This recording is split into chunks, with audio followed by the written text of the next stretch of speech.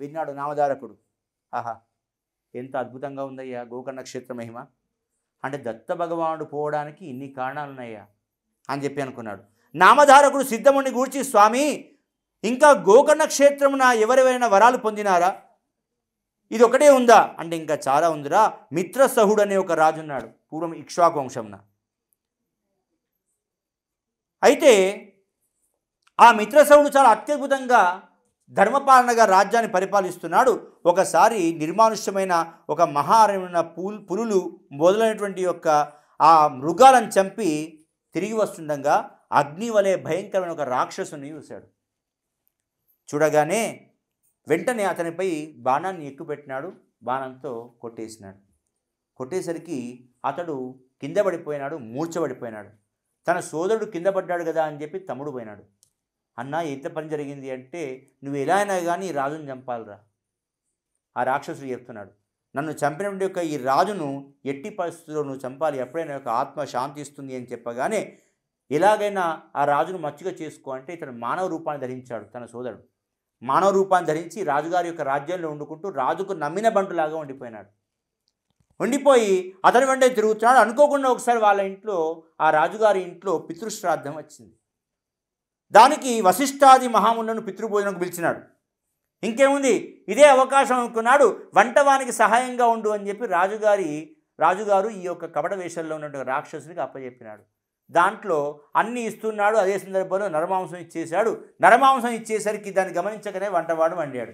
కానీ ఆ వశిష్ఠుడు తన దివ్య దృష్టితోటి మరి ఇది నరమాంసం అని చెప్పి గ్రహించి కోపం చేత వెంటనే ఆ యొక్క రాజును ఏం చేసినాడంటే, నీవు బ్రహ్మరాక్షసునిగా జన్మించు అని చెప్పి శపించినాడు. శపించేసరికి ఆ మిత్రసహుడు కేవలం రాజుడే కాదు, అతడు గొప్ప అనుష్ఠానపరుడు. అసలు ఇది కావాలని నేను చేసింది కాదు, అయినప్పటికీ నన్ను బ్రహ్మరాక్షసుడు కమ్మంటావా అని చెప్పి తను కూడా వశిష్ఠుని శపించుదామని చెప్పి సిద్ధమైపోయినాడు. అంటే సమాన స్కందులు అని చెప్పి మనం గ్రహించాలి. ఇక్కడ నీళ్లు తీసుకొని శపించింది లోపలే తన భార్య వచ్చి మదయంతి ఆమె పేరు. అయ్యా రాజా, వారు ఒకసారి శపించారంటే ఆ శాపం వెనుకకు పోలేదు. ఋషులను శపించేందుకు గొప్ప ఉన్నత స్థాయిలో మనం లేము, అలా చేయకూడదు కూడా తప్పు అని చెప్పగానే రాజు మరి శాంతుడై ఆ శపించుదామనుకున్న జలాన్ని తన పాదాల దగ్గర విడిచిపెట్టినాడు. కాబట్టి అతనికి ఆ పేరు వచ్చింది. ఏమని? కల్మషపాదుడు అనే పేరు వచ్చింది. కల్మషపాదుడు అనే పేరు రావడం చేత ఇంకేముంది, ఇక లాభం లేదు అని చెప్పి ఆ వెంటనే ఆ ఋషిని కోరుకున్నది. అయ్యా, ఎలాగైనా కానీ నా యొక్క పతిని కాపాడండి అంటే, సరే పర్వాలేదు, మరి 12 సంవత్సరాల తర్వాత నీ యొక్క భర్త మళ్ళీ యథాస్థితికి వచ్చేస్తాడు అని చెప్పి ఆ వశిష్ఠుడు అక్కడి నుంచి వెళ్ళిపోతాడు. నిర్మానుష్యమైన అరణ్యం నుండి తన కర్మవశంన ఇంకేముంది ఆ యొక్క బ్రహ్మరాక్షసి అవతారం ఎత్తినాడు. ఒకసారి అనుకోకుండా ఏ మృగం కనబడితే ఆ మృగాన్ని తినేస్తున్నాడు. ఇక బ్రహ్మరాక్షసుడైన వాడు అనుకోకుండా ఒకసారి బ్రాహ్మణ దంపతులు అక్కడి నుంచి పోతున్నారు. పోగానే రాక్షసుడు చూసి వాళ్ళు భయపడుతుంటాడు. అంతట్లోనే ఆ బ్రాహ్మణ దంపతుల దగ్గరికి వచ్చాడు. ఆ యొక్క తన భర్తను తిందామని చెప్పి ప్రయత్నం చేస్తుంటే బ్రాహ్మణి అడుక్కుంటుంది, అయ్యా నా భర్త అంటే నాకు ప్రాణం, భర్త లేని జీవితం వ్యర్థం కదా, అందుకోసమే నా భర్తను విడిచిపెట్టు, కావాలంటే నన్ను తిను అంటుంది. అయినప్పటికి కూడా బ్రహ్మరాక్షసునికి వానికేం తెలుసు, ఒక్కసారిగా మొత్తం ఆ యొక్క బ్రాహ్మణుని తినేసినాడు. ఆమె అడుక్కున్నా కానీ ఏమాత్రం వినలేదు. కాబట్టి అప్పుడు ఆ బ్రాహ్మణికి కోపం వస్తుంది.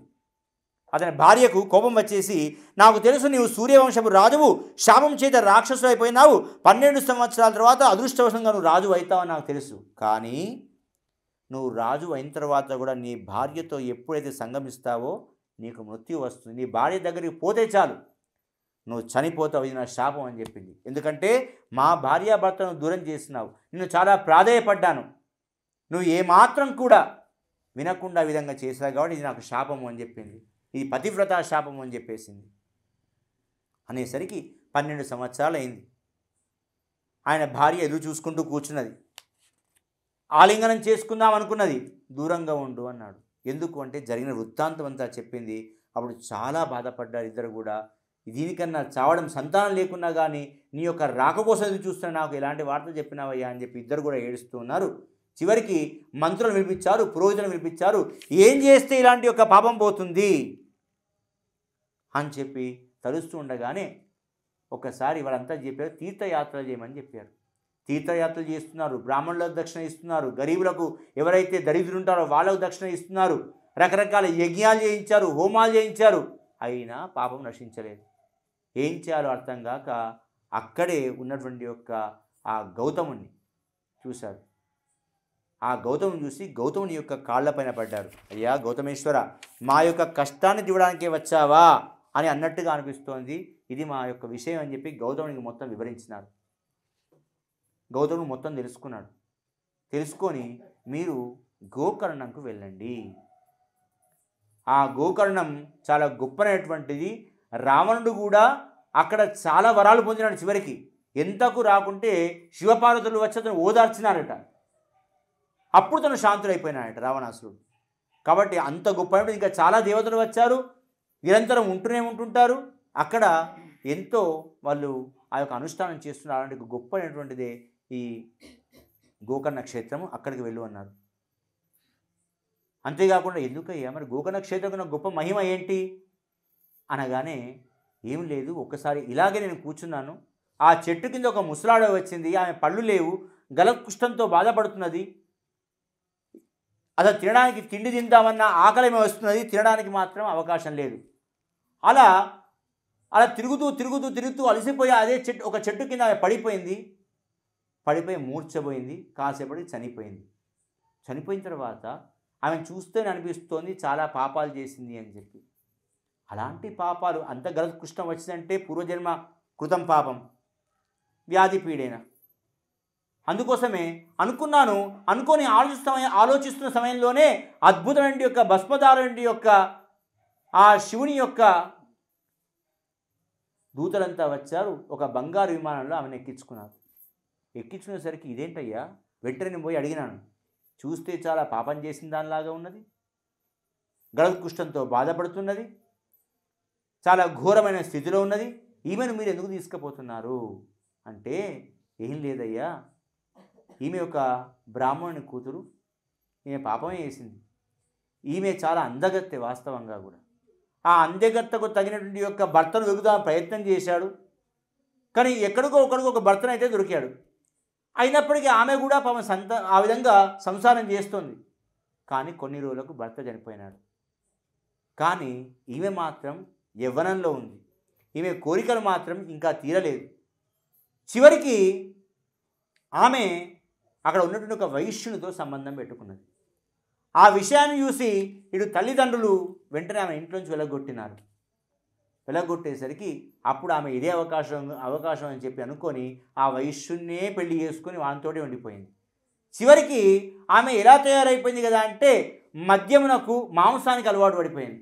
బ్రాహ్మణ జన్మలో పుట్టి కూడా అలా మద్యానికి మాంసానికి అలవాటు పడిపోయి చివరికి ఆ మద్యం మత్తులో ఒకసారి మాంసం తిందామని చెప్పి మేకను చంపబోయి అక్కడ ఉన్న ఆవు యొక్క తలకాయ కొట్టివేసింది. ఆ మద్యం మత్తులో తలకాయ మాత్రం పక్కకు పెట్టింది, మిగతా మాంసం అంతా తిన్నది. తెల్లవారి ఆమెకు రాత్రి తాగిన మద్యం మత్తంతా విడిపోయింది. తీరా వచ్చేసరికి ఆవు యొక్క పాలు పికుదామంటే ఆవు లేదు అక్కడ. చివరికి భయపడ్డది. తన యొక్క భర్త తన యొక్క ఇంటి వాళ్ళంతా వచ్చే సమయం ఆసన్నం అయిపోయింది అని చెప్పి వెంటనే భర్త వచ్చే సమయం ఆసన్నం అయిపోయిందని చెప్పి, ఆ వైశ్యుడు వచ్చేటువంటి ఒక సమయం ఆసన్నమైందని చెప్పి ఆ ఎముకలన్నీ అక్కడ మొత్తం పాతిపెట్టింది. అందరికీ మాత్రం నటిస్తోంది, వ్యాఘ్రము వచ్చి నా యొక్క ఆవును తీసుకువెళ్ళింది అని చెప్పి బాధపడుతోంది. అలా పాపం చేస్తూ చివరికి చనిపోయింది. యమలోకానికి వెళ్ళిపోయింది. యమలోకంలో రకరకాల బాధలు అనుభవించింది. తర్వాత ఈ విధంగా కుష్టి వ్యాధురాలుగా పుట్టింది ఆమె చేసిన పాపానికి. అలా పుడుతూ బిచ్చమెత్తుంది. కుష్టి వాళ్లకు ఆకలి ఎక్కువ ఉంటుంది కానీ తినలేకపోతారట లోపలికి పోతే. అలా తిరుగుతూ ఎవరు కూడా బిచ్చం వేస్తలేరు. కొన్ని దిక్కులు వేస్తే తినాలనిపిస్తుంది, తినలేకపోతుంది. అలా అడుక్కుంటూ పోతుంటే ఒకరోజు మరి మాఘ బహుళ చతుర్థి వచ్చేసి శివరాత్రి. అందరు బిచ్చగాళ్ళంతా చాలా ఎక్కువగా డబ్బు దొరుకుతుందనో ధనం దొరుకుతుందనో అందరూ కూడా గోకర్ణకు వెళ్తున్నారని చెప్పి తెలుసుకున్నది. వెళ్ళి ఆమె కూడా గోకర్ణంకు వెళ్ళాలి అని చెప్పి అనుకొని ఆ బిచ్చగాల వెంట పోయిందట.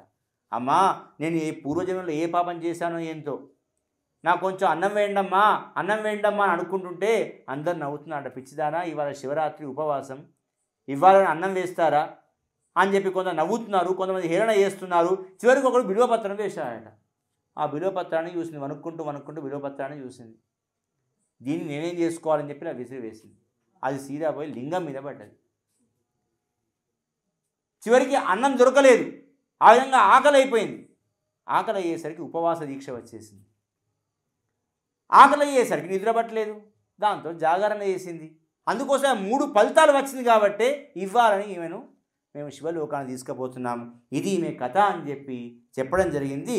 మరి కాబట్టి ఈ విధంగా గోకర్ణ యొక్క క్షేత్ర మహిమను సిద్ధుడు నామదానుడికి చెప్పడము, అలానే గౌతముడు ఈ యొక్క రాజుకు చెప్పడము, ఇదంతా జరిగింది. వెంటనే రాజా నువ్వు కూడా వెళ్ళితే ఆ గోకర్ణ క్షేత్రం అనుష్ఠానం చేసుకో, అక్కడ శివుణ్ణి ఆరాధించు, తప్పకుండా నీ యొక్క బ్రహ్మరాక్షసం ద్వారా చేసినట్టుగా ఏదైతే పాపం ఉన్నదో ఆ పాపం అంతా నశించి నువ్వు గొప్పవానిగా మారుతావు అని చెప్పగానే వెంటనే అతడు పోయినాడు. ఇది గోకర్ణం క్షేత్రం యొక్క మహిమ అని చెప్పి చెప్పడం జరిగింది. శ్రీ వాసుదేవానంద సరస్వతీ విరచితాయాం శ్రీ గురు సంహితాయాం జ్ఞానకాండే 7మోऽధ్యాయः. హరయే నమః. అవధూత చింతన శ్రీ గురుదేవ దత్త.